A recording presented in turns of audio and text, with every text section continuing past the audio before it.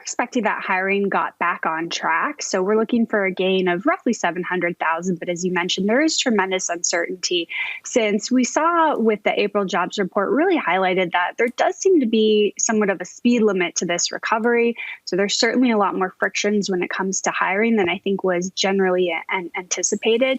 And I think it's also going to illustrate that we are entering a tougher phase of the labor market recovery. So if you think about this time last year, we still had about 18 million people on temporary layoff. So they were still closely connected to their employer. But now we're at a time when employers and workers have to make new matches, new connections, and that simply takes more time. I kind of think I like what you did there. You're talking about new matches. Kind of goes to our Bumble theme that we just talked about. We just need to connect the dots, find the right relationship between worker and employee.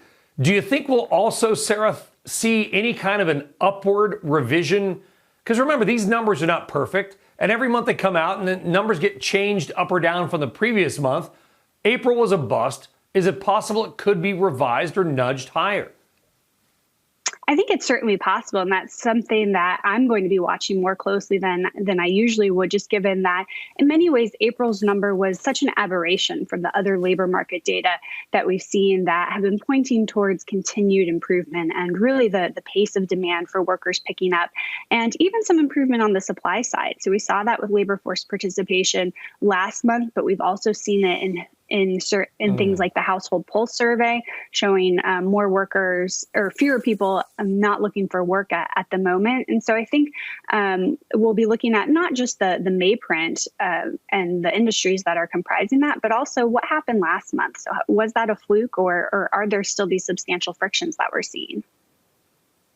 Well, we're going to find out. And Sarah, I don't know where you are in the virtual world. You could be in Bangor, Maine or Barrington, Illinois. I live in New Jersey, and every business has a help wanted sign out. I mean, not every single one, but I would say a majority of them offering 4-day work weeks, signing bonuses. This number could be really messy.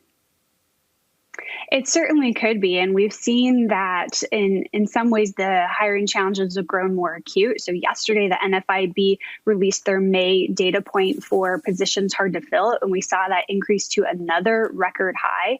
And so we're certainly seeing those challenges. And so it does come down to how fast businesses are hiring versus how fast workers can come back. And there's a lot of various reasons overlapping that workers have been slower to return than businesses have been looking to hire.